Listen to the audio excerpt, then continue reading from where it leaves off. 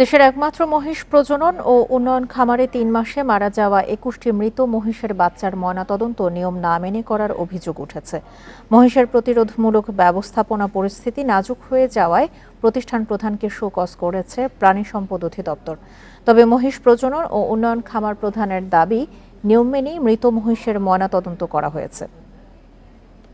দেশের ১ নম্বর glucose brand গ্লুকোম্যাক্স টি একই এনার্জিতে এলো নতুন প্যাকে।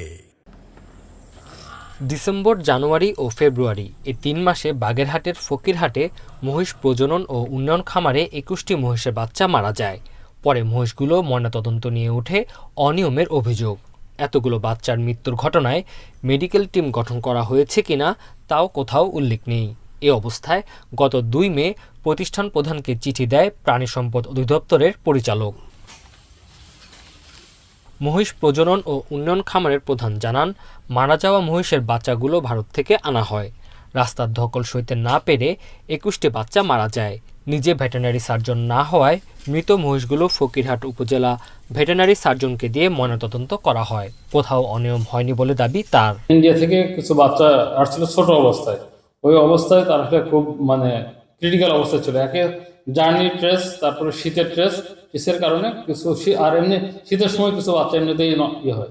বাচ্চা মারা যাওয়ার পরে ওটাকে পোস্টমর্টম করে তার স্যাম্পলটা আমরা ঢাকায় পাঠাই এবং প্রত্যেকটা স্যাম্পলে ঢাকায় পাঠানো হয়েছে এবং তার রিপোর্ট, কিছু রিপোর্ট আসছে আর কিছু রিপোর্ট এখন আসার বাকি আছে, যে রিপোর্টগুলো আমরা নিয়ে পরবর্তীতে আমরা কর্তৃপক্ষকে অবহিত করব। তিনি আরও জানান, খামারে বর্তমানে ৫ শতাধিক মহিষ আছে।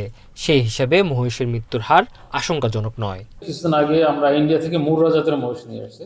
এই মুর্রা জাতের মহিষ আসছিল নভেম্বর মাসে। এই নভেম্বর মাসে আসছিল, ঠিক সে যে আসছে তারপরে শীতের প্রকোপটা বেড়ে গেছিল, এই কারণে কিছু মহিষ হয়তো এই সময় একটু মারা গেছে, কিন্তু আলটিমেটলি কিন্তু ওভারঅল আনুপাতিক হারে বা শতকরা হারে মৃত্যুর হার খুবই নগণ্য। মহিষের চিকিৎসায় প্রতিষ্ঠানে ভেটেরিনারি সার্জন আবশ্যক বলেও জানান তিনি। Independent news.